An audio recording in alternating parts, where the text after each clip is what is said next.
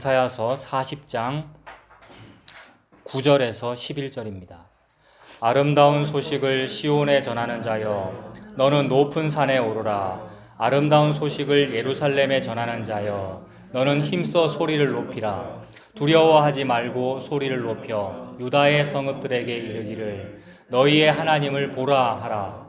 보라, 주 여호와께서 장차 강한 자로 임하실 것이요, 신이 그의 팔로 다스리실 것이요, 상급이 그에게 있고 보응이 그의 앞에 있으며, 그는 목자같이 양떼를 먹이시며 어린 양을 그 팔로 모아 품에 안으시며 젖먹이는 암컷들을 온순히 인도하시리로다.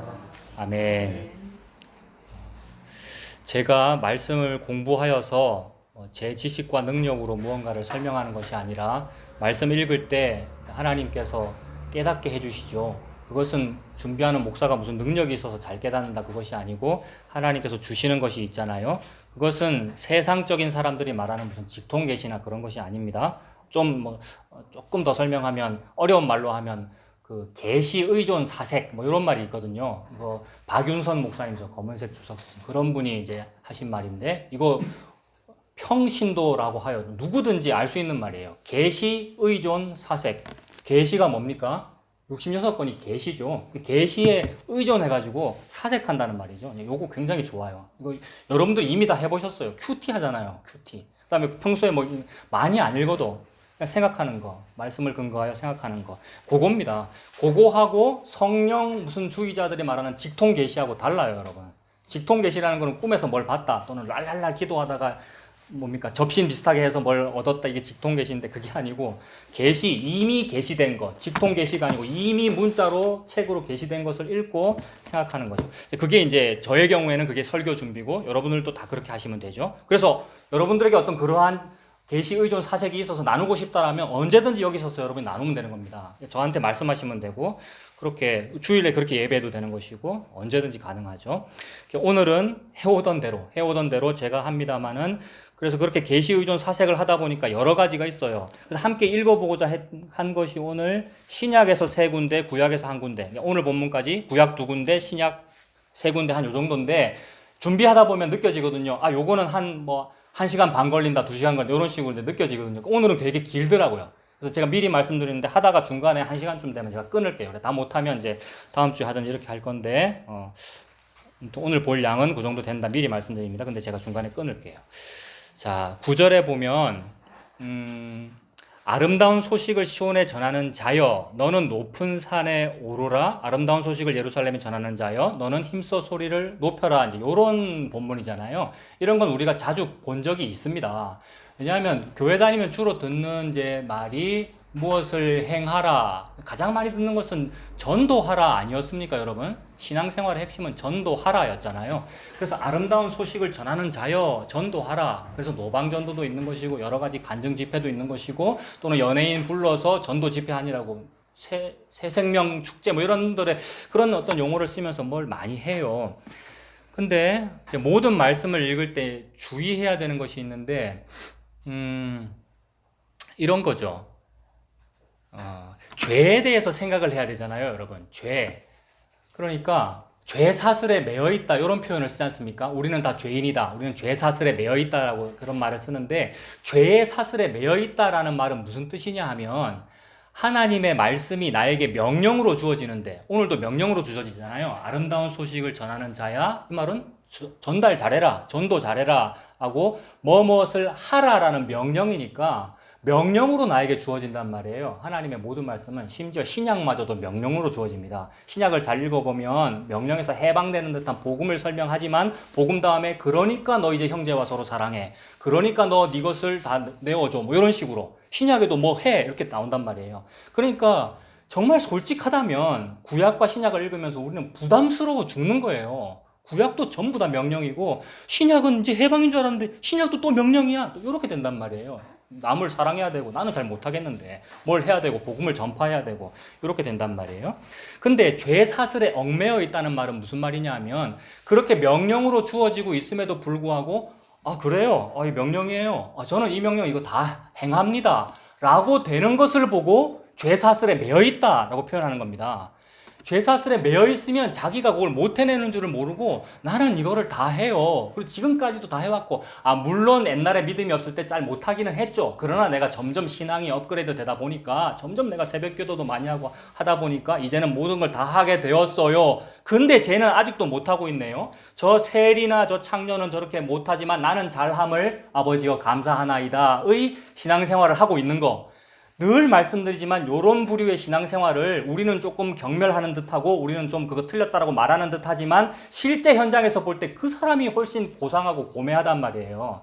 우리야 좀 눈을 떴기 때문에 그거 더럽다 이렇게 분별할 수 있는 눈이 우리가 생겼지만 실제 우리가 그 속에서는 너무 존경했어요. 나는 그런 분 너무 존경했어요. 인품과 인격과 모든 것이 훌륭하고. 근데 그게 죄 사슬에 얽매여 있는 거다는 겁니다. 그러니까 모든 명령을 다 지킨 거다라고 보는 거. 그 다음에 나는 지금 맹인이 아니다라고 보는 거. 그게 죄 사슬에 매여 있는 거예요. 근데 예수님은 그걸 아시죠?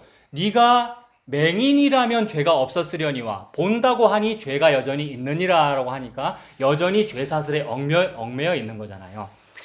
그래서 오늘 본문에도 그 죄의 관계를 알게 해주는 말이에요. 뭐가? 명령이. 그러니까 하나님의 모든 명령은 죄를 알게 해줘요.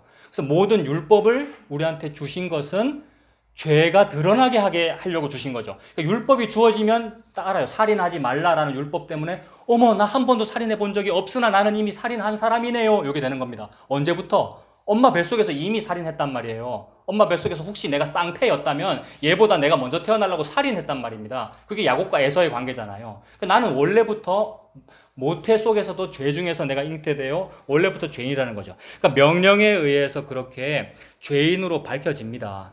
그래서 오늘 본문만 해도 그래요. 오늘 본문은 문맥이 이어지는 거였지 않습니까? 40장 1절부터 우리가 한 문단으로 봤는데 무슨 얘기였어요? 40장 1절에 보면 명령이잖아요. 내 백성을 위로하라 라는 명령이었지 않습니까?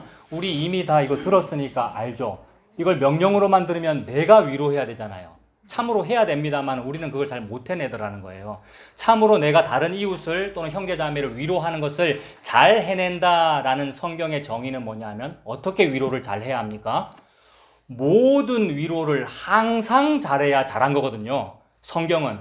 그래서 모든 명령을 모든과 항상에 있어서 다 지키는 것을 보고 의롭다 그러고 착하다 그러고 선하다 그런단 말입니다. 성경은. 그걸 보고 다 이루었다라고 말하거든요. 그걸 한번 해내려고 막 심리학을 연구하는 것이고 정신분석학을 전공한 목사가 되면 위로를 더 잘하지 않겠느냐라고 하는 것인데 못하더라는 거죠. 100명을 상담했는데 100명 중에 한 명도 아니고 막 0.0000001명 상담이 제대로 안 됐으면 전부를 못한 거란 말입니다. 이게 하나님의 정의거든요. 그 사실 앞에 그걸 알으라고 위로하라고 명령한 거예요. 차경민 목사님 네가 한번 위로해봐라. 박 집사님아, 최 집사님아, 김 집사님아 네가 다른 사람을 위로해라 라고 하나님 명령하신 거예요. 그 명령 앞에 나는 이렇게 참 위로를 못하네요.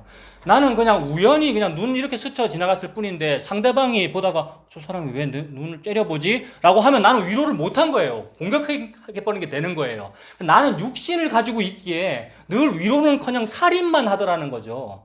이게 죄 사슬에서 끊겨지는 시작점이거든요. 이 죄와 사망의 사슬에서 끊으려고 일단 먼저 율법을 준 거예요. 너는 죄의 사슬에 매여 있다. 그러므로 네가 네 사슬을 끊지 못하고 외부에서 그 사슬을 끊어야 되는 거야. 외부에서 끊어주는 참된 의인이 너 대신 죽어서 이 사슬을 끊을 거야 라는 복음을 선포하시려고 먼저 쥐업 열매스러운 걸 먼저 주는 겁니다. 그래서 아버지가 둘째 아들에게 안 줘야 될 돈을 주죠. 막 처음부터 죄도 안 짓게 하고 집 밖에 못 나가게 하고 아예 둘째 아들 창조를 하지 말지.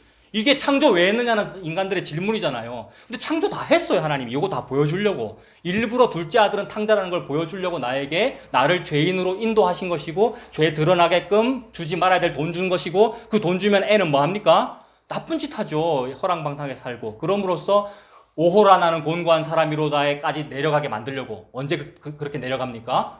개 사료도 못 얻어먹을 때, 돼지 지엄열매도 못 얻어먹을 때 아버지 집으로 돌아가잖아요. 이 상태를 보여주려고 사람을 만드셨고 그 사람의 그러한 죄지음과 돌아오는 모습이 어떻게 되는 거냐 하면 나의 맏아들 내 아들 예수 그리스도가 그렇게 죄인으로 죽고 다시 부활하여 산다. 탕자로 죽고 돌아온다. 이 얘기거든요. 오늘이 돌아오는 게 부활절이에요. 그러니까 그걸 생각하는 거예요. 부활주일에는 탕자가 그렇게 돌아오는 그 모습의 원본이 예수님이구나. 그 탕자조차도 사실은 내가 아니구나. 왜냐하면 사람들은요, 자기가 탕자라는 걸 발견하면 그걸 또 자기 의로 삼아요. 그 증거가 뭐냐면 제가 지난 10년간은 이렇게 탕자로 살았습니다. 그런데 이제는 아닙니다라고 간증 집회를 해요. 사람들이. 물론 하면 좋아요. 그것을 통해서 전도되면 얼마나 좋겠습니까만은 그 얘기조차도 내 얘기가 아니었다 이 말입니다. 그 탕자의 죄인 얘기조차도 예수님 얘기였단 말이에요. 그래서 아버지가 외치는 게 뭐예요? 이 내 아들 둘째 아들은 죽었다가 살았으며 잃었다가 다시 얻었지 않았느냐 이렇게 말하거든요. 그 여호와 하나님이 아들 예수 얘기하는 거예요. 아들 예수를 그렇게 죽으라고 이 세상에 보냈거든요. 이게 남자가 부모를 떠나 땅으로 내려가 여자를 만나 둘이 합하여 한 몸을 이룰지니라 교회로 만들어 교회를 이룬 거. 이게 예수님의 십자가와 부활이거든요. 이게 탕자가 나갔다 돌아온 거거든요. 원본이 예수님 얘기인 거예요, 탕자도. 근데 그 모든 것을 다 우리를 향한 명령으로 보니까 죄사슬이 끊어지는 것이 아니라 오히려 내가 더 공고히 하는 거죠. 죄사슬을 공고히 해가지고 아 맞아, 내가 이렇게 지켜야지, 더 잘해야지 하게 되는 겁니다. 그 3절도 보세요. 3절도 명령이에요. 여호와의 길을 예비하라. 잘 예비해야 되잖아요. 그래서 예수님 다시 재림하실 건데 그때까지 기름을 잘 준비를 내가 해야지라는 그 신앙생활 너무나 좋은 것입니다만 그걸 명령으로 받아 내가 해내려고 하니까 100번 잘했는데 한 번 잘못해버리면 다 어긴 게 되어버린다. 그러니까 한 번만 어기면 모든 거 항상에 있어서 한 번만 어기면 다 어기게 된다. 이것이 노아 홍수를 전후했을 때의 상황 하나님 그렇게 말씀하시고 구약에서 신약에 가서도 갈라디아서에서 모든 명령을 항상 행하지 아니하는 자는 뭐 아래에 있습니까? 저주 아래에 있다. 그러니까 우리를 저주 아래에 있는 자다. 니는 탕자로서 창녀와 허랑방탕하고 있다라고 폭로하시려고. 이 폭로는 왜 하십니까? 아버지가 너무 사랑해서. 그러니까 사랑은 그렇게 이루어지는 거죠. 그러니까 이 세상의 사랑은 사탕 발린 것, 내 단 거 사탕만 주는 게 사랑인데 하나님은 폭로를 통하여 선포를 통하여 예수 그리스도 십자가로 돌아오게 하시는 그 사랑을 이루신단 말이에요. 그러니까 자, 첫 번째 명령 위로하라도 봤는데 그거 아니었어. 세 번째 예비하라. 아, 그것도 나에게서는 안 되는 것이었어요. 그리고 8절도 명령이잖아요. 8절 풀은 마르고 꽃은 시드나 우리 하나님의 말씀은 영원히 서리라 라고 했으니까 영원히 서리라 하라 라고 되어 있죠. 거기에 8절에. 그러니까 영원히 서리라 라고 말하라 라는 것이니까 좀 좁게 보면 어떤 목사에 대한 명령 이렇게 볼 수도 있겠죠. 목사라는 것은 풀꽃 얘기하면 안 되고 말씀만 해. 근데 그렇게 안 되더라는 거예요. 그리고 성도도 마찬가지예요. 뭐 목사와 성도를 구분 원래 안 합니다. 평신도 목사에 구분 안 하잖아요. 모두가 원래 성도인 거거든요. 모든 성도가 풀과 꽃을 사랑할 일이 아니라 말씀만 사랑하는 게 있어야 되는데 그것이 참 안 되더라는 거죠. 근데 이것을 이렇게 길게 장황하게 설명하면 복잡하니까 딱 압축해서 설명하면 방금 말씀드린 이런 명령들이 1차적으로는 누구한테 주어진 겁니까? 이스라엘 백성. 맞아요. 그걸 이제 더 압축하면, 더 이제 설명하기 좋게 하기 위해서 더 압축하면 어떻게 되느냐 하면 세례 요한한테 이게 주어졌어요. 권사님이 그걸 아시고 지금 말씀하시는 거예요. 이스라엘 백성한테 다 주어졌는데 그 이스라엘 백성에게 다 주어진 그 구약의 모든 명령을 한 몸에 다 모은 사람이 세례 요한이잖아요. 왜 모았습니까? 하나님은 다 모아서 이렇게 하려고 그런 거잖아요. 예수다 이렇게 하려고. 그 역할을 하는 게 세례 요한이죠.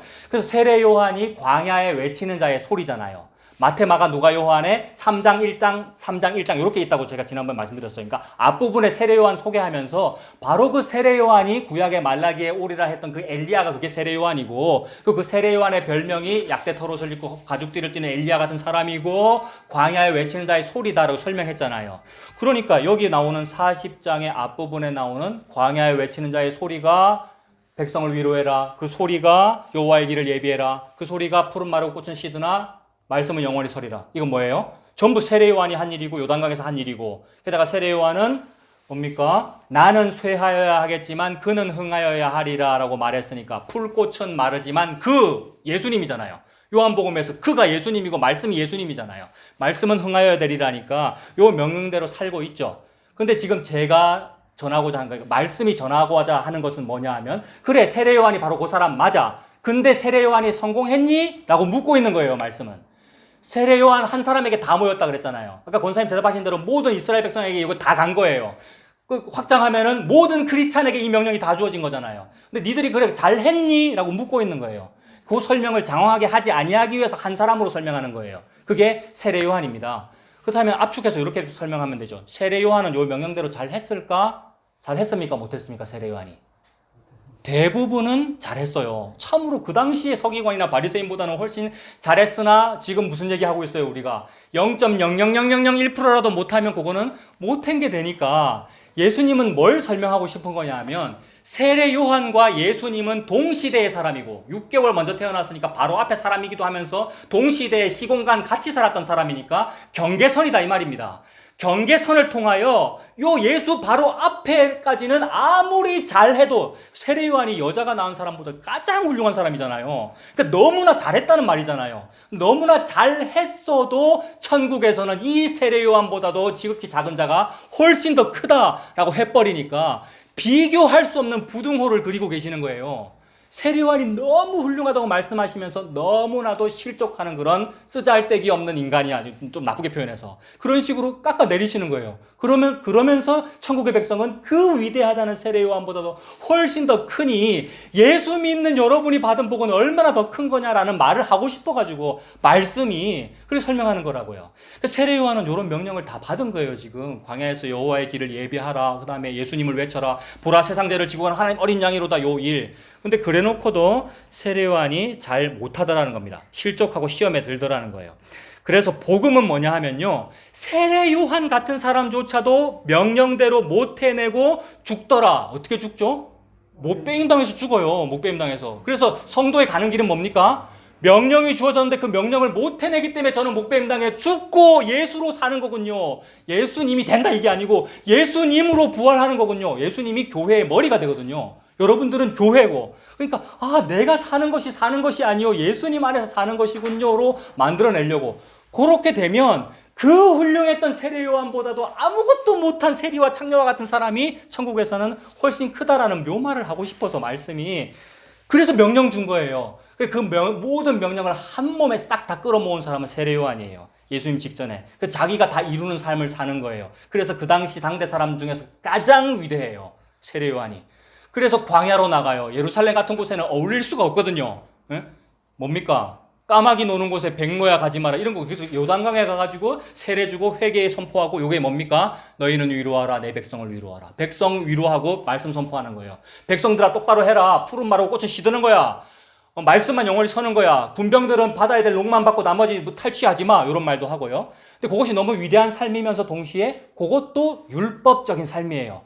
하나님 믿는 백성은 이렇게 해야지라는 회개의 선언을 하는 거잖아요. 참으로 하나님의 의도대로 사는 것이지만 그것이 율법적인 삶이에요. 그래서 사도 바울인가요? 누군가가 전도하다 사도 바울일 거예요. 하다가 어떤 믿는 자를 만났는데 그들은 성령을 알지 못하고 요한의 세례만 알더라.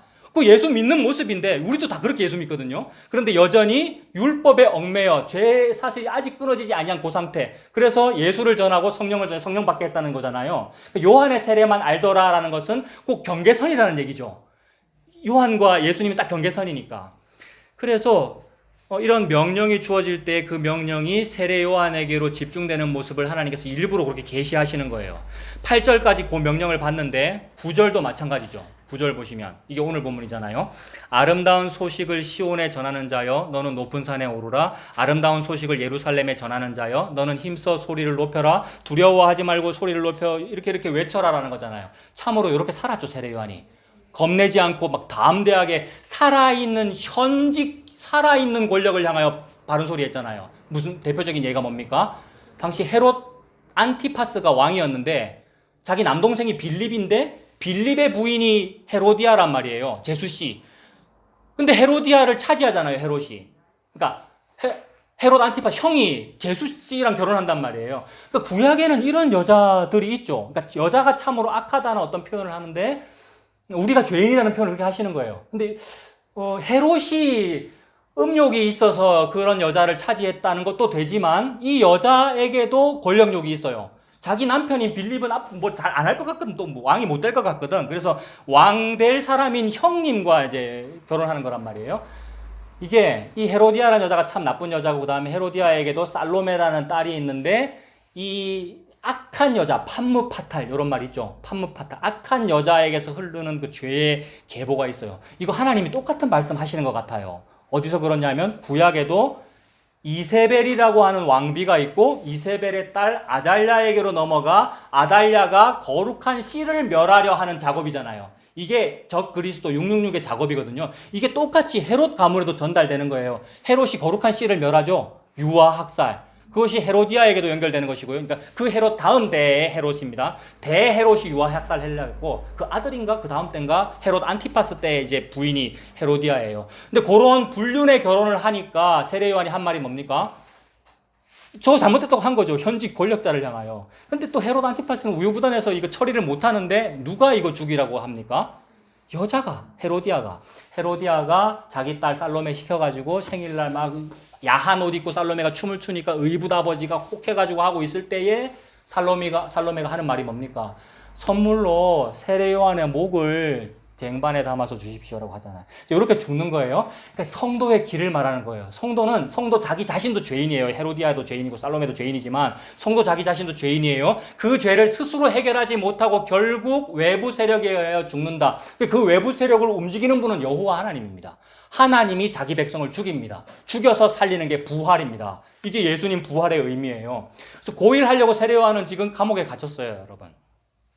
그러므로 이제 감옥에 갇혔는데 이제 방금 명령에 담대히 세례 요한 니는 아름다운 소식을 전하는 자야. 권력자에게 꿀리지 말고 담대히 외쳐라고 했으면 계속 그게 글이 돼야 되는데 감옥에 갇히니까 약해지더라는 거예요. 그 말은 못 해냈다는 얘기죠. 못 해냈다는 얘기예요. 이런 부분을 보면서 아 세례 요한조차도 못 해내는구나 라고 되면 이것이 은혜가 임하는 것인데 아니야 그래도 세례 요한은 정말 훌륭하지 우리도 좀 세례 요한처럼 해야 돼 라고 하면 뭐가 되느냐 하면 세례 요한파가 됩니다. 그런 의미로 에세네파가 있었고 바리새파가 있고 사두개파가 있었단 말이에요. 세례 요한파도 그렇게 되는 거고 오늘날에도 그런 파벌이 너무 많아요. 무슨 목사파, 무슨 교회파 똑같은 거예요 이거는. 근데 지금 우리는 무슨 이야기를 살펴보고 있습니까? 그 위대했던 세례 요한조차도 하지 못하더라는 부분을 보고 있습니다. 그거를 말씀으로 찾아봅시다. 마태복음 한번 보세요. 마태복음 11장. 마태복음 11장 보겠습니다.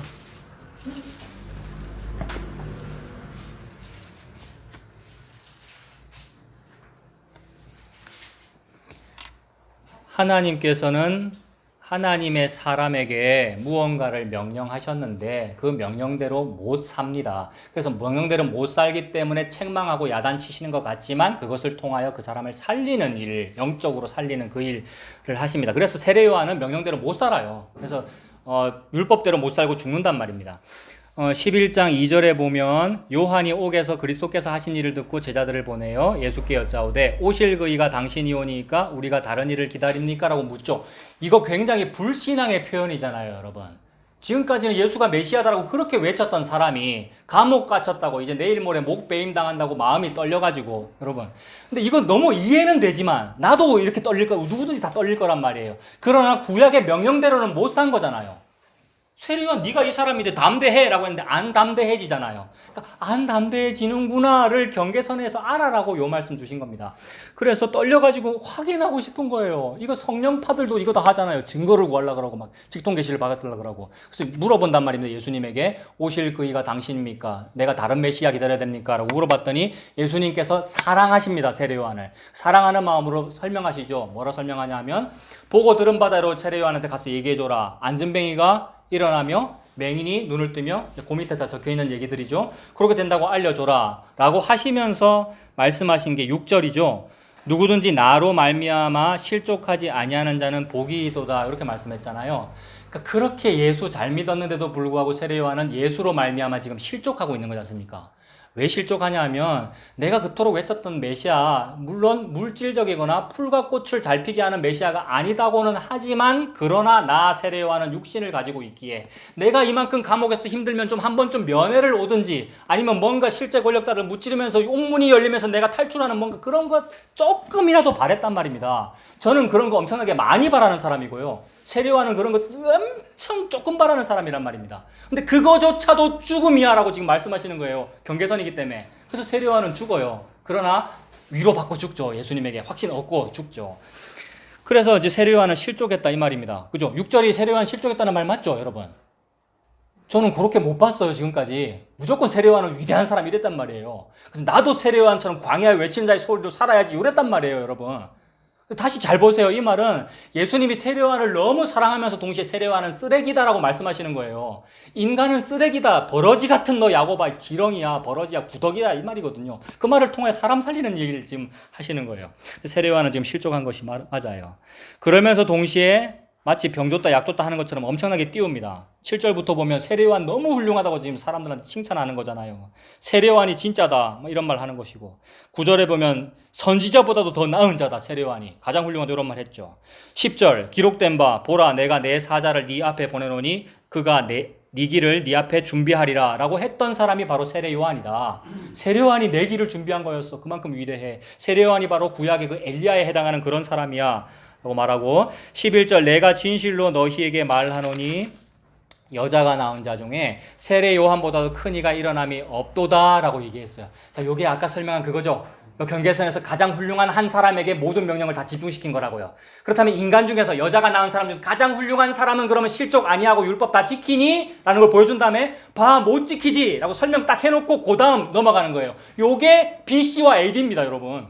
요게 신구약이나 시공간의 대전환점이라고요. 그래서 그 다음은 딱 뭐냐 하면 그러나 천국에서는 극히 작은 자라도 그보다 크니라 라고 하니까, 세례 요한보다도 천국 백성이 더 큰 거니까 그 당시에 크다고 자랑하는 사두개인이니 SNF파니 무슨 가말리엘 문하니 바리새파니 모든 거 전부 다 쓰레기고 세례 요한보다도 더 쓰레기잖아요, 이 사람들은요. 그런데 이 사람들이 욕하고 있는 세리와 창녀와 고아 과부 나그네는 천국에서 너무나 위대하다는 걸 말씀하시는 거죠. 그래서 이것이 하나님의 값없이 주시는 복음이다. 그러니까 자기가 죄인인 줄 알고 세리인 줄 알고 창녀인 줄 아는 사람에게는 이것이 너무나도 큰 좋은 소식이라서 솔깃하게 들리는 순간 모든 것을 버리게 되더라는 겁니다. 그래서 삭개오가 막 다 갚아주고 나 이제 더 이상 이거 안 할래요 버려버리고 뛰어 들어가는 거죠. 예수님 쪽으로, 천국으로 뛰어 들어가더라는 겁니다. 이게 바로 고아과부 나그네가 천국으로 침투해서 뛰어 들어가는 거예요. 그래서 바로 다음에 하시는 말씀이 12절에 세례 요한의 때부터 지금까지 천국은 침노를 당하나니 침노하는 자는 빼앗느니라 이랬어요. 그러니까 이게 이제 해석이 여러분 여러 가지인데, 이거 보면서도 또 저는 개인적으로 제가 은혜 받는 건 뭐냐 하면 이게 해석이 헷갈리고 여러 가지이기 때문에 여러 설교들을 찾아봐야 될 거 아닙니까? 그래서 여러 가지 설교를 찾아보는데 율법주의적인 설교들은 보통 천편일률적이고요. 근데 복음 전하는 설교도 천편일률적이죠. 전부 예수님 십자가로만 하니까. 그런데 방법론은 조금 다를 수 있어요. 이거는 한번 말씀드리고 싶어요. 우리가 복음 전하는 설교, 목사님들 설교를 여러 가지 찾아볼 수 있거든요. 근데 자꾸만 비교 평가하게 돼요. 이분은 히브리어 헬라어 가지고 잘 분석해가지고 바른 뜻을 하는구나. 이분은 히브리어 헬라어는 아니지만 그러나 어떤 우리말의 참 뜻을 가지고 복음을 여기 설명하는구나. 근데 그러니까 예를 들어서 침노를 당한다라고 했는데 어떤 분은 천국이 침노를 당한다고 그러고 어떤 분은 천국이 세리 창녀를 침노하는 거야 이렇게 한단 말이에요. 다르잖아요, 해석이. 근데 전하고 싶은 것은 예수님 십자가를 전한단 말입니다. 그러면 여러분 같은 설교예요. 복음 설교를 그렇게 들어야 돼요. 저는 이번 주에 그렇게 들고 너무 은혜 받았어요. 이 설교와 이 설교가 서로 달라가지고 요것 때문에 교회 옮기고 막 찾아다니는 사람들이 서동에도 찾아왔었고 우리 안에도 있었는데, 저는 그때까지만 뭐 지금도 별로 변한 거 없지만 막 너무 소심하고 또 내가 그걸 모르기 때문에 막 전전긍긍했는데 그 놈들이 틀린 거였어요, 여러분. 사람들이 틀린 거예요. 설교자는 실수할 수 있다 이 말입니다. 십자가 복음 말고 다른 거 전하는 실수해도 된다 이 말은 아니고, 십자가 복음을 전하는데 다르게 해석할 수 있어요. 이 해석도 맞고 저 해석도 맞더라고요. 뭐만 전하면 예수님 십자가 복음으로 해석하려고 하더라고요. 이 본문에만 한 2개 정도 나와요, 여러분. 복음 전하는 목사님들이 서로 달라. 근데 저는 은혜 받았어요. 다 같은 얘기예요. 무슨 말이냐 하면 천국은 침노를 당하나니 라고 했는데 여러 번역본에 다르게 번역된 것도 있어요. 천국이 침노한다라고 번역된 것도 있고 천국이 침노를 당한다고 번역된 것도 있어요. 둘 다 맞아요. 어떻게 그러냐 하면 보세요. 천국이 침노를 하는 거라고 보면 어찌 되느냐 하면 천국에서 일하는 일꾼들이 있는데 일하는 일꾼 중에서 가장 훌륭한 일꾼이 누구겠습니까? 지금까지 말하는 설명으로 보면 경계선의 선 세례 요한이 천국의 일꾼 중에서 가장 훌륭한 일꾼이잖아요. 근데 그 가장 훌륭한 일꾼조차도 이 천국을 잘 지켜야 돼. 이 천국이 어디 움직이지 못하도록 내가 딱 사수하고 지켜야 돼라는 그 일에 실패한다고요. 뭐를? 천국이 나라고 하는 세례요한의 경계선에서 밖으로 탈출하고 밖으로 침노해 나가는 이 일을 경계하는 일을 실패한다고요. 그거 실패하라고 명령 준 거잖아요, 하나님이. 근데 바리새인과 사두개인들은 그거를 잘하고 있다고 생각하죠. 내가 천국의 문에 딱 섰어. 이 천국은 우리의 천국이야. 이 천국이 저 세리마태 쪽으로 가지 못하도록 내가 딱 지켜야지라고 하는데 이미 천국은 확 나가가지고 세리 창녀들한테 간 거잖아요. 그러니 천국이 세리와 창녀와 고아가부 나군에게 침노해 들어가는 거 맞죠? 요거를 한번 막아보려고 있었던 게 종교잖아요. 요거 한번 막아보려고 만든 게 성전 시스템이잖아요. 거기서 일하는 사람이 사두개인이고 바리새인이고. 그래서 요거 딱 지키고 있죠. 요거 반대도 돼요. 반대 해석도 된다 그랬잖아요. 누가 여길 침노에 들어갑니까? 고아가부 나그네 세리가 뭘 듣고? 예수님 복음을 듣고 여기서 천국 쪽으로 침노에 들어가요. 근데 여기가 경계선이었어요. 여기서 창 들고 지켜요. 지키는 사람 중에 가장 훌륭한 사람이 누구였어요, 지금까지? 세례요한. 그것도 못하고 죽었다고요. 못하고 죽는 게 은혜였잖아요. 근데 못하고 안 죽고 나 아직 살았어. 내가 지킬 거예요 하고 있는 사람이 바리새인, 서기관, 여기 이 사람 사두개인들이잖아요. 그게 우리들이었고요. 그래서 문에 서가지고 지도 안 들어가고 들어가고자 하는 사람도 못 들어가게 한다는 게 종교성으로 예수 믿는 나였구나. 목회한다는 나였구나. 이렇게 되는 거예요. 그거를 이제 눈에서 비늘을 벗겨주시고 알게 하시니 사도 바울이 와, 내가 지금까지 예수 죽이고 있었고 예수 믿는 사람 죽이고 있었네라는 걸 알고 은혜로 사도가 되잖아요. 우리는 은혜로 성도가 되었고요. 그 얘기를 하는 거죠. 그래서 침노를 당하는 것도 되고 침노해 들어가는 것도 되죠. 여기서. 침노에 들어가는 것은 어떻게 되느냐 하면 여호와의 팔이 뉘게 나타났느냐. 여호와의 팔이 뉘게 나타났느냐. 아무한테도 안 나타났어요. 왜냐하면 여호와의 팔은 천국 쪽에서 창녀와 세리 쪽으로 가서 어루만지고 싶은데 바리새인이 맞거든. 사두개인이 맞거든. 근데 지는 잘 맞고 있다 생각했으나 여호와의 팔은 뉘게 나타났느냐? 죄인에게 나타났습니다. 죄인은 어떻게 하는 팔입니까? 내 백성을 위로하라. 그러니까 여호와의 팔이 백성을 위로했어요. 세례요한이나 바리새인이 위로한 게 아니고요. 차목사나 무슨 상담가가 위로한 게 아니고요. 여호와의 팔이 나는 경계 쓰고 있는데 나는 장벽 만들고 있는데 팔이 뛰어나가서 내 백성을 위로하라. 내 백성에게 풀은 마르고 꽃은 시든다. 그래 네가 그렇게 풀은 마르고 꽃은 시들잖아. 많이 힘들지. 네가 벌을 2배나 받았느니라 라고 데리고 돌아가는 거. 이게 탕자가 돌아오는 거. 그래서 여호와의 팔이 뉘게 나타나느냐? 안 믿는 자에게 나타났어요. 믿는다고 말하는 사람한테는 안 나타났어요. 잘 믿는다고 말하는 바리새인이나 사두개인한테는. 그 얘기예요, 지금. 그래서 이 침노하는 부분을 오늘 몇 군데 찾아보겠다 그랬잖아요. 오늘 본문에다가 무슨 책갈피 이렇게 하는 게 좋습니다. 오늘 본문은 40장이잖아요. 이사야 40장. 다시 이사야 40장을 보면 40장 10절에 보시면 너희의 하나님을 보라라고 했고 그 다음에도 바로 보라 하잖아요. 40장 10절에 보라. 이건 물론 이것이 어떤 감탄사 같은 거일 수 있습니다. 뭐 behold 이렇게 보라. 실제로 눈으로 봐라 이것도 되지만 그래서 보라 뭘 보냐면 주 여호와께서 장차 강한 자로 임하실 것이요 친히 그의 팔로 다스리실 것이라 라고 했죠. 그러니까 강한 자로 나타나시고 팔로 다스린다. 이 말 압축하면 강한 팔입니다. 여호와의 강한 팔. 그래서 여호와의 큰 날에 여호와의 전쟁을 수행하시는 팔이고 여호와의 팔에 임한다라고 하니까 나타나심이잖아요. 구약과 신약에서 나타나심은 뭐냐 하면 무슨 콘서트 마지막에 조용필이 나타나면 그게 좋은 게 아니고 성경에서 나타나심, 임하다 이건 뭐냐면 예수님 말하는 겁니다. 예수님이 임하는 거거든요. 임하다라는 말의 뉘앙스는 뭐예요? 위에서 아래로 내려오면 임하는 거잖아요. 천상계에서 육신세계, 죄의 세계에 오는 걸 보고 임한다 그러거든요. 이게 여호와의 팔이 뉘게 나타나느뇨 요 말의 답입니다. 예수님이 여호와의 팔로서 이 땅에 나타났다 이 말입니다. 이게 말씀이 육신이 되신 것이고 예수님 성육신 하신 것이고 예수님 십자가와 부활이 바로 여호와의 팔이 이 땅에 나타난 거죠. 근데 약한 팔로 나타나지 않고 강한 팔로 나타났대요. 근데 겉모양은 너무나 약한 팔로 나타났어요. 우리 예수님 너무 약해요. 모든 병 다 걸리고요. 늘 아프고요. 그렇게 보이고요. 보암직하지 않고 먹음직하지 않고 우리 예수님은 너무 약하고. 흠모할 만한 아름다운 것이 없고. 근데 그것이 강한 팔이래요. 하나님은. 왜 강합니까? 율법주의자들이 그렇게 경계근무를 서는데도 돌파하거든요. 예수님이 어찌 돌파하죠? 제자들과 함께 안식일날 밀밭에 털어넣어버리고 안식일날 일어나 이래버린단 말이에요. 옆에서 경계근무 서던 애들이 깜짝 놀랐죠. 이 안식일은 절대 이러면 안 되는데 일어나 해버리니까 어디 감히 이랬단 말이에요. 못 말려요 예수님을. 이게 지금 경계근무 실패잖아요. 이게 경계선이에요 지금. 그래서 예수님이 새 시대를 열어버린 거예요. 이게 새 언약을 열어버린 거예요. 그게 강한 팔이에요. 강한 팔로 나타났다는 겁니다. 요게 침노하는 팔이에요. 그러니까. 그래서 천국 쪽에서 예수님이 강한 팔로 경계선을 침노에 들어가서 세리와 창녀들을 구원하시고, 그러니까 세리와 창녀를 구원받으니까 너무 좋아서 지금까지는 기도 어떻게 할 수밖에 없었어요? 성전 앞에서도 바리새인은 서서 이렇게 기도하는데 세리 창녀는 들어가지도 못하고 안에 그래서 막 하고 있는데, 이제는 들어가는구나. 근데 그렇다고 해서 실제로 육신적으로 막 성전에 뛰다가 우리 안 합니다. 그러면 돌 맞아 죽는 것이고, 게다가 하나님이 겸손을 주시거든요. 내가 어찌 감히 육신적으로 그거 방종을 다 하진 않는다고요. 복음 알았다고 갑자기 뭐 술, 담배를 막 한다든지 하는 것이 진짜 복음 때문에 자유해서 그런 것이 아니고 주제를 모르는 것이고 방종하는 거란 말이에요. 자기 죄를 기억하고 예수님의 은혜 안에 애통하는 것이지 함부로 행동하지 않는 거죠. 그렇다고 술 먹지 말라는 말입니까?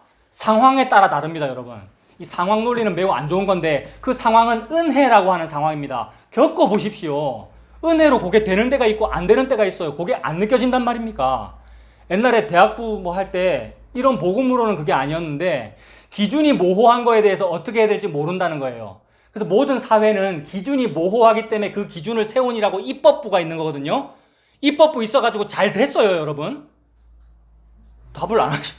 입법부 있어서 잘 안 돼서 지금 내 보궐선거 하는 거고 내 난리 하는 거잖아요. 지금 내일 모레 또 선거하잖아요. 기준 세운다고 안 되는 거예요. 다만 기준은 어떻게 아는 겁니까? 느껴져요. 은혜로 느껴져요. 지금 이때는 술 한잔 같이 해도 괜찮은 거다. 느껴져요. 지금 이때 이건 술을 안 마시는 게 맞다. 느껴져요, 여러분. 은혜로. 자기가 죄인인 줄 알면. 근데 이젠 복음 아니까 다 먹어도 되는 겁니다. 그런 말이 나올 수가 없는 거예요. 복음 아니에요, 여러분. 우리 중에는 없는데 제가 괜히 열내죠. 지 혼자 이번 주에 이상한 영상을 많이 봐서 그래요. 유튜브 보니까 너무 많아요, 여러분. 설교가 너무 좋아. 복음이야. 히브리어 헬라로 막 하더라고요. 다 하고 러브샷 하더라고요. 러브샷 다 같이 모여가지고. 근데 그걸 또 유튜브에 공개를 하더라고요. 너무 좀 저는 개인적인 느낌은 징그럽더라고요. 징그러워요, 여러분. 좀 더 말할 수도 있는데 뽀뽀도 하더라고요, 여러분. 뽀뽀도. 남녀가. 그러니까 사랑이래요. 근데, 제가 율법주의적인가요, 여러분? 아니, 방종인 것 같아요. 그리고 그럴 수도 있어요. 그럴 수도 있는데 되도록이면 가려서 할 것 같아요, 여러분. 막 공개하고 유튜브에 낸다든지 이렇게 안 할 것 같아요. 은혜가 아니에요. 은혜가 뭔지를 자기가 자기 마음대로 하는 것 같아요. 제가 충격받아가지고 막 야동을 본 것 같은 충격. 그러니까 네. 근데 그게 우리예요, 여러분. 제가 그래요. 우리라기보다도 제가 처음 복음 알았을 때 지금까지 안 하던 행동을 우리가 막 하잖아요.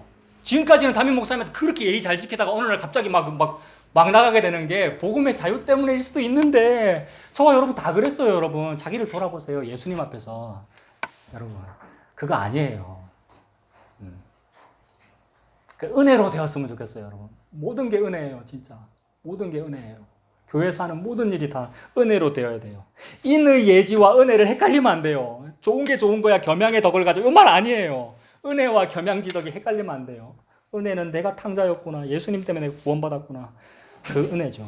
그 은혜가 이 목사인 저한테, 목사라는 저한테 있었으면 좋겠고 여러분들한테 있었으면 좋겠습니다.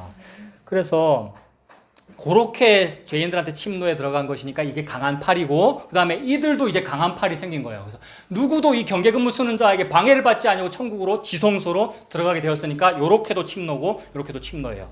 그 다음에 12절에 있는 두 번째 침노는 세리 창녀가 침노하는 거 맞아요. 요거는 문법적으로도. 그러니까 침노하는 자는 빼앗느니라. 그러니까 누가 빼앗습니까? 천국을. 원래 천국에 못 들어간다던 죄인들이 하죠. 이게 구약에서 찾아보면 원래는 루하마였던 자가 또는 로암미였던 아들, 딸이 이름의 앞에서 로자가 떨어진단 말입니다. 로자는 영어의 not이거든요. 아니다라는 말이거든요. 너는 긍휼이 아니다. 너는 내 아들이 아니다라는 사람이 천국 들어가요. 근데 평생 동안 나는 하나님 아들 맞죠? 라는 사람은 바깥 어두운 데 쫓겨나 슬피 울며 이를 갈미 있으리라는 말을 지금 이렇게 설명하는 거예요. 자, 그래서 13절 모든 선지자와 마태복음 11장 13절입니다. 모든 선지자와 율법이 예언한 것은 누구까지입니까? 요한까지죠. 그러니까 세례요한 딱 경계선 맞죠? 거기에 모든 율법이 다 몰려진 거죠. 그러니까 14절 만일 너희가 즐겨받을진대 오리라 한 엘리야가 누굽니까? 세례요한이었네요. 이제 끝났죠? 거기서 딱 구약이 끝났다 이 말입니다. 귀 있는 자는 들을지어다. 귀가 열려요. 지금까지 벙어리였는데, 귀멍멍이 벙어리 맹인이었는데 귀가 열려요. 나 같은 바디메오라는 말이군요 라고, 다윗의 자손 예수여 라고 침노에 들어간다고요. 천국으로. 그게 우리들이고요. 그래서 귀 있는 자는 들을지어다. 16절. 요것도 재미있었어요, 여러분. 16절도요. 뭐냐면 이 세대를 무엇으로 비유할까? 비유컨대 아이들이 장터에 앉아 제 동물을 불러서 이르되 우리가 너희를 향하여 피리를 불어도 너희가 춤추지 않고 우리가 슬피 울어도 너희가 가슴을 치지 아니하였다 함과 같도다. 이 말 여러분 다 알잖아요. 뭐냐면 장터에서 어린 애들이 막 노는데 얘들아 뭐 장례식 놀이 할 사람 요 붙어라 요거 하고 또 어떤 애들은 결혼식 놀이 할 사람 요 붙어라 라고 하는데 아무리 막 울면서 장례식 놀이를 해도 아무도 안 따라 하더라는 거죠. 나밖에 없어 이렇게 되는 거죠. 그다음에 결혼식 놀이 할 사람 내밖에 없어 이렇게 되는 거죠. 이게 지금 이것도 아까 그 얘기예요, 여러분. 이렇게 나랑 같이 장례식 놀이 하자라고 한 사람이 누구겠습니까? 예수님이겠습니까? 바리새인이겠습니까? 그죠. 예수님이죠. 그렇게 보이죠. 저도 이제 계속 그렇게 봤거든요. 그렇게 봐도 돼요. 그죠. 그렇게 봐도 십자가 복음을 설명하는데 아무런 지장이 없어요. 복음 설교하시는 분이 그렇게 설명을 하시더라고요. 그래서 너무 은혜를 받았어요. 근데 또 어떤 분은 똑같은 십자가 복음 설명하시는데 반대로 설명하시더라고요. 제가 지금 무슨 말 하고 있습니까? 고래도 된다 이 말이에요. 고래도 된다. 그거 못하게 하려고 경계근무 쓴 사람이 세례요한이었잖아요. 그거 못하게 하려고 경계근무 선 사람이 히브리어 헬라어 파자해가면서 섰던 서기관이었다고요. 근데 그걸 돌파해서 거꾸로 해석하는데도 십자가 복음으로 해석이 되더라 이 말입니다. 그러니까 원래 바른 문법은 요거더라고요. 그 아이들은 누구냐 하면 서기관, 바리새인 같은 사람이 아이들이에요. 아이들이 장타에 앉아가지고 저쯤 되면 내 동무쯤 되겠는데 라고 불렀어요. 내랑 비슷해 보이네. 뭐가? 세례요한이. 바리새인, 사두개인은 세례요한 비슷해 보이잖아요. 저희도 지금 하나님 말씀 말하고 나도 하나님 말씀 말하고 그 다음에 예수 쟤도 하나님 말씀 말한다네. 나는 바리새 신학대학원 수석 졸업했는데 쟤는 어디 나왔는고? 뭐 나사렛 출신이라고 뭐 이렇게 비웃지만 그러나 쟤도 신학한 것 같아 싶으니까 니도 동문회 니 내랑 같이 장례식 놀이 하자 라고 하는데 예수님은 장례식 놀이를 안 해주고 결혼식 놀이를 해버리더라는 겁니다. 예수님이 무슨 결혼식 놀이를 하죠? 아까 말했던 거 안식일 날 놀아버려. 그 다음에 포도주 마시고 세리와 창녀와 함께 놀아. 결혼식이잖아요. 예수님이 창녀의 남편이 되어주시는 거잖아요. 그 얘기하는 거더라고요 이게. 그 다음에 세례요한한테는 뭐라 그랬어요? 세례요한아 함께 결혼식 놀이 하자라고 했더니 세례요한이 어떻게 해버립니까? 광야로 나가버려요. 금식해버려요. 그래서 금식하니까 세례요한을 향하여서는 귀신이 들렸다 하더니 나 예수를 향해서는 뭐라 합니까? 먹기를 탐하고 19절이죠. 인자는 와서 먹고 마심에 말하기를 보라 먹기를 탐하고 포도주를 즐기는 사람이요 세리와 죄인의 친구로다 하니 지혜는 그 행한 일로 인하여 옳다함을 얻느니라. 그러니까 봤어요. 앞에서 이게 세례요한이냐 이게 바리새인이냐 이게 예수냐 이거를 거꾸로 해도 똑같은 말이 되고요. 물론 문법적으로는 무언가 더 정확한 게 있겠죠. 상관없어요. 예수님의 이 복음을 말하는 것이고 핵심은 뭐냐 하면 세리와 죄인이 여호와와 친구가 됐다라는 말이잖아요. 있을 수가 없는 거거든요, 여러분. 세리와 창녀가 예수 그리스도로 인하여 예수님의 친구가 되었다. 그래서 세리와 죄인의 친구로다 하는 것이고 그렇게 친구 되는 그 일이 뭐였냐 하면 천국이 창녀를 향하여 침노해 간 그 사건이고 경계선 넘어버린 사건이죠. 신약이 열려버렸다. 새 언약이 왔다. 그러므로 평생 동안 이 창녀나 세리는 쉽게 말해서 성경을 한 번도 읽어본 적도 없고 누가 이 사람한테 전도했겠습니까? 안 했겠습니까? 전도 안 했어요, 여러분. 그들만의 리그 안에서 전도하지. 전도도 안 받았는데 예수를 믿었다 이 말입니다. 쉽게 말해서. 그럼 오늘 본문에 적용하면 아름다운 소식을 전하는 자가 세리 창녀한테 잘 가서 전도를 잘하고 전도 집회도 하고 경품권도 걸고 해야 이 사람이 어린 양 찾기가 되어 돌아올 텐데 그게 아니고 누구도 전도하지 않았음에도 불구하고 천국이 알아서 그쪽으로 침노해 가고 이 죄인은 천국 쪽으로 침노해 들어오더라는 말을 함으로써 이 명령을 세례요한이 이루지 않았다라는 말입니다. 이 명령을 인간이 이루지 않았다. 그러면 아름다운 소식을 전하니라고 산을 넘는 자의 발이 아름답다라고 하는 그 발은 도대체 누구 발이냐 이 말입니다. 그 발은 예수님 발이다 이 말이에요. 그래서 예수님 때문에 세리와 죄인들이 하나님과 친구가 되었다. 이걸 보고 침노라고 한다. 그러니 모든 명령이 누구의 발에서 다 이루어진 겁니까? 예수님의 발에서. 어떻게? 십자가에서 못 박혔거든요. 예수님 발이. 그래서 세례 요한이 그걸 다 하는 것 같았어요. 예수님 바로 직전이니까. 근데 못하고 죽었고 그 다음 경계선인 예수님이 모든 명령을 다 잃어버린 거죠. 그래서 복음 들고 산을 넘는 자들의 발길 할 때 거기가 복수거든요. 자들의 그 복수인데 그게 예수 그리스도 한 명을 말하는 건데 왜 복수입니까? 교회의 머리 되고 지체들이거든요. 그래서 복수예요. 히브리 12장 1절은 복수예요. 우리를 둘러싼 허다한 증인들. 예수 믿는 사람은 복수 아니거든요, 여러분. 한 몸이기 때문에 단수예요. 그래서 갈라디아 3장 16절 많은 씨들 약속드리라 하였으니 단수로 씨 자손이라 하였으니 곧 예수 그리스도라 이랬습니다. 이거를 문법적으로 따지면 시비 걸릴 거 너무 많아요. 왜냐하면 자손이라는 그 문법적인 단어는 복수적인 형태의 단수 명사거든요. 그래서 단수 아닌데 이거 복수적인 형태인데 이래버리면 할 말이 없다고요. 근데 하나님은 일부러 그렇게 표현하는 거라고요. 너무 허다한 증인들이니까 복수잖아요. 근데 그게 한 명이에요. 그러니까 복수지만 한 명인데도 불구하고 왜 딴소리를 내느냐. 니들 참 은혜를 모르는구나 이 말입니다. 교회가 분쟁하거든요, 여러분. 다 딴소리가 나거든요. 한 몸인데 딴소리 난다는 것은 은혜를 모르는 거잖아요. 근데 그것도 구원받은 거 맞아요. 그러니까 니는 구원에 떨어진다 이 말이 아니고 사도 바울이 사랑하는 마음으로 고린도 교회가 계속 분쟁하고 딴소리 내거든요. 한 몸인데 너네 한 몸이잖아 라는 말을 자꾸 하는 거죠. 다 그렇게 모여지는 거예요. 그래서 세리와 죄인들이 그렇게 구원을 받게 되는 거죠. 그러면 세리와 죄인의 친구로다 하니 지혜는 그 행한 일로 인하여 옳다함을 얻느니라 그랬잖아요.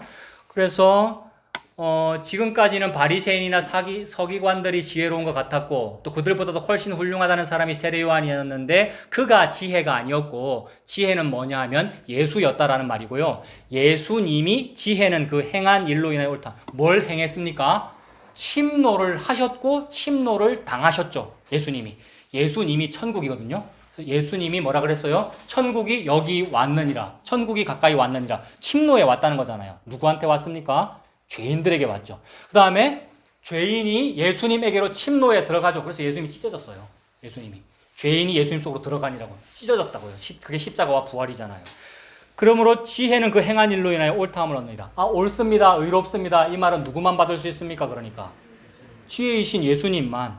그리고 그 행한 일이라는 말에 숫자 2 붙어 있고요. 뭐라 되어 있습니까? 숫자 2에는 자녀들이라고 되어 있네요. 그러니까 지혜가 뭔가를 낳네요. 그죠? 예수님이 이 땅에 오셔서 뭔가를 낳는 거죠. 뭘 낳느냐 하면, 루하마로 낳는 것이고, 루함미를 암미로 낳습니다. 그래서 세리와 창녀와 고아가부 나그네를 하나님의 아들, 딸로 낳습니다. 그래서 그 자녀를 보고, 열매를 보고 나무를 아는 거잖아요. 열매를 보고 예수님이 의롭다는 것을 알아요. 그래서 낳아요. 반대도 돼요. 이거 반대도 돼요. 죄인이 예수님을 낳아요, 여러분. 죄인이. 마리아가 예수님을 낳아요. 마리아는 죄인입니다. 마라라는 그 이름 자체가 죄인이고요. 우리가 다 말하잖아요. 쓰잖아요. 쓰디 쓴 인생을 살고 있고요. 이건 모압 여인 룻도 똑같아요. 모압 여인 룻이 모압 사람이라는 것이 그 사람의 원죄예요. 내가 사람이라는 것이 나의 원죄예요. 사람에게서는 의가 태어날 수 없어요. 즉 사람에게서는 예수 그리스도가 태어날 수 없어요. 근데 사람 보고 애 낳으래요. 하나님께서. 이걸 보고 여자는 해산함으로 구원을 받으리라. 우리가 해산함으로 구원을 받았어요. 나는 남자인데요. 애 낳은 적 없는데요. 뭡니까? 예수 믿은 것을 보고 네가 예수를 낳았다. 그래서 아이 낳지 못한 자여 행복해라 라는 말이 그 말이에요, 여러분. 성경책에. 여러분, 이게 단순한 산부인과적 표현이 아니고 우리를 말하는 거예요. 그래서 아이 낳지 못한 자가 누굽니까? 마리아예요, 마리아. 마리아 아직 동침을 안 했으니까 못 낳았지. 그 말이 아니에요. 물론 동정녀 맞는데 아직 우리는 안 낳았다, 못 낳습니다. 나는 말합니다, 씁니다 이 말이에요. 근데 지혜는 자녀로 인하여 옳다함을 받나요? 지혜는 뭐냐면 예수 믿는 게 지혜거든요. 예수 믿는 창녀가 가장 훌륭합니다. 예수 믿는 세리, 죄인, 고아, 가부가 가장 지혜롭다고요. 지혜는 낳은 것을 통하여 의로움을 얻는 자녀로 말미암아. 뭐 낳았습니까? 죄인이 예수 낳았어요. 이것이 예수님이 그 사람에게 침투에 들어가서 벌어진 사건입니다. 그러므로 오늘 이제 다 못하고 지금 마무리할게요. 그러므로 그 사람에게 침투에 들어가는 그 발이 아름다운 거예요. 이거 너무 고생의 발이었거든요. 하나님이 예수님과 헤어질 때 마음 아팠을 거예요. 이건 저의 상상입니다만. 아들아 네가 갈래. 그랬더니 아들이 아버지 제가 하겠습니다. 그래서 아버지의 모든 명령을 다 받은 사람은 세례요한이 아니라 예수님인 거예요. 그러니까 세례요한은 다 받긴 했는데 못 이루고 죽었고 예수님이 다 받아서 뭐 한 겁니까? 아버지 많은 사람들이 중매쟁이가 저 여자가 훌륭하다는데, 그리고 아버지도 저 여자를 훌륭하다고 말씀하셔요. 이게 뭐냐면 율법이에요. 아버지가 율법으로 이런 사람이 훌륭한 여자야 라고 다 정해놨는데 아들은 아니래요. 저는 저 술람미가 좋은데요. 저는 저 아프리카 여자가 좋은데요. 이거 모세잖아요. 흑인이랑 결혼해버리잖아요. 저는 저 여호와의 총회에 들어올 수 없다는 모압 여인 룻이 좋은데요 라고 해버릴 때에 자식 이기는 부모가 없어서 아버지가 그래 네가 해라. 이게 겟세마네 기도예요. 고난의 쓴자니 예수님이 온 것이고, 예수님이 아빠를 떠나 땅으로 내려가 여자와 합하여 한 몸을 이루어 예수님을 낳은 거예요. 남자와 동침한 적이 없는데, 마리아가. 그래서 예수님 태어난 거, 이게 창녀가 예수님을 믿은 거라고요. 그러므로 이 일을 하니라고 그 여자에게 다가가는 산을 넘어간 거예요. 복음 전하는, 아름다운 소식을 전하는 자가. 그분이 예수님입니다. 그러면 여기에서 항상 다음에 나오는 것이 예수 다 하는 거니까 나는 안 하는 거네요가 아니고, 예수가 내가 되어서 하는 거거든요. 그게 증인들이에요.